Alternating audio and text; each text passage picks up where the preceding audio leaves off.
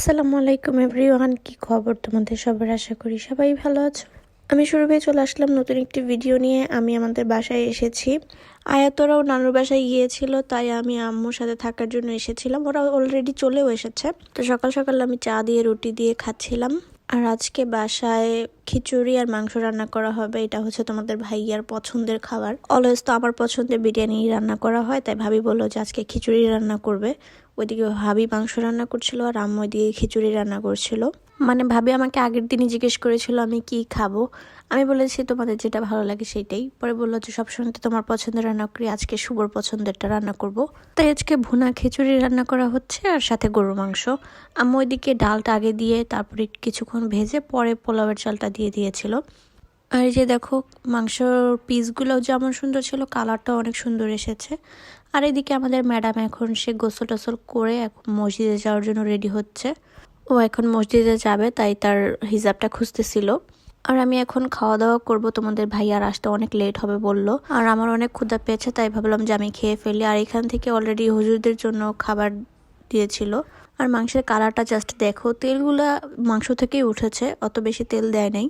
কালারটা খুবই সুন্দর হয়েছে। আর আয়াতের জন্য একটু ল্যাটকা খিচুড়ি রান্না করেছে ভাবে আলাদা করে। আর সাথে আর কি সাথে ছিল সালাদ কেটে রেখেছিল যে এখানে। তো আমি এখন খেতে বসলাম, বেশি করে সালাদ মাখিয়ে এনেছি। আর আজকের খাবারটা পুরো জমে ক্ষীর হয়ে গেছে, মানে অনেক মজা হয়েছিল। মাংসটাও প্লাস খিচুড়িটাও আমি অনেকখানি খেয়েছি। একবার তো খেয়েছি, পরে আবার অল্প একটু নিয়েছিলাম। বেশি খেলে আবার আমার গ্যাসের প্রবলেম হয়ে যায়। তো খাওয়া দাওয়া শেষ করে তোমাদের ভাইয়াও এর মধ্যে এসেছিল, ওকেও খাবার দিলাম। দিয়ে এখন আমরা এই যে বসেছিলাম, সন্ধ্যা হয়ে গেছে প্রায়। তাই ভাবি চা বানাচ্ছিল। তো চা বানিয়ে ভাবি চা নিয়ে আসছে। আর চায়ের কালারটা তো দেখো, এটা তো সবসময়ই আমি বলি ভাবির হাতে চা মানে অনেক মজা। তাই এখন আর কি সবাই বসে চা খাবো আর আড্ডা দিব। এখানে ভাইয়ার জন্যও চা এনে রেখেছিল, ভাইয়া আর কি আসতেছে। পরে আমরা কথায় কথায় আমার কাজিনের হাজবেন্ডের ম্যারেজ ডে উপলক্ষে কথা বলছিলাম। পরে ওরা বললো ওদের বাসায় যাওয়ার জন্য। আর এদিকে আমাদের ম্যাডাম বসে বসে কেক খাচ্ছিল। তোমাদের ভাইয়া যে কেক এনেছে এটাই সে এখন বার্থডে সেলিব্রেশন করছে এটা দিয়ে। ওকে যে কয়বার করে বলছিলাম যে বাবা রেডি হও রেডি হও, আমরা এখন বেড়াতে যাব। ফাইনালি সে গিয়ে যে রেডি হয়ে এসেছে, আবার সাথে একটু ঢংও করে। আর আমিও রেডি হয়ে বসেছিলাম। রেডি বলতে আর কি জাস্ট চাদরটা নিয়েছি, যেহেতু বাইরে এই কয়দিন অনেক শীত পড়েছে, মানে আজকে প্রচুর বাতাস ছিল, তাই চাদর পরে নিলাম। আর ওর আয়াতকে বলছিলাম তোমার মোজাগুলো এখান থেকে সরাও, এটা নিয়ে ও আমার সাথে দুষ্টামি করছিল। যাই হোক, পরে চলে আসলাম আমার আন্টিদের বাসায়। আমার কাজিনের হাজবেন্ড ওরা এখানেই ছিল। আর ওইদিকে তোমাদের ভাইয়া জেনিফারকে নিয়ে দুষ্টামি করছিল। তারপর আর কি দুই ভাই এখন কোলাকুলি করবে, অনেকদিন পর দেখা হয়েছে। আমি ভাবি বসেছিলাম। এদিকে জেনিফারও ওই যে তার গাড়িটাকে নিয়ে এসে দেখছিল আসলে সবাই কি করছে।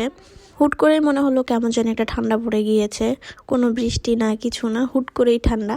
তো আমার কাজিনকে আমাদের জন্য নাস্তা নিয়ে আসছিল। এদিকে ও নুডলস রান্না করেছে, তারপর আরও খাবার এনেছে। এই যে এখানে স্যান্ডউইচ ছিল, তারপর প্যাটিস ছিল, পরে রসমালাইও ছিল। মানে বিশাল এক আয়োজন করেছে আমাদের জন্য। মানে হুট করেই বলা, হুট করেই চলে আসা। আর এইদিকে তাদের শালা দুলাভাইয়ের কাজ দেখো, শালা গিয়ে দুলাভাইয়ের কোলে উঠে বসে আছে। মানে কি যে দুষ্টামি করছিল ওরা, আর আমরা এখানে বসে বসে মজা নিচ্ছিলাম। তো এইভাবেই সেদিনের দিনটা কেটে গেল। তো এই ছিল আমার আজকের ভিডিওটা কেমন লাগলো অবশ্যই কমেন্ট করে বলে যাও। দেখা হবে নেক্সট ব্লগে। আল্লাহ হাফেজ।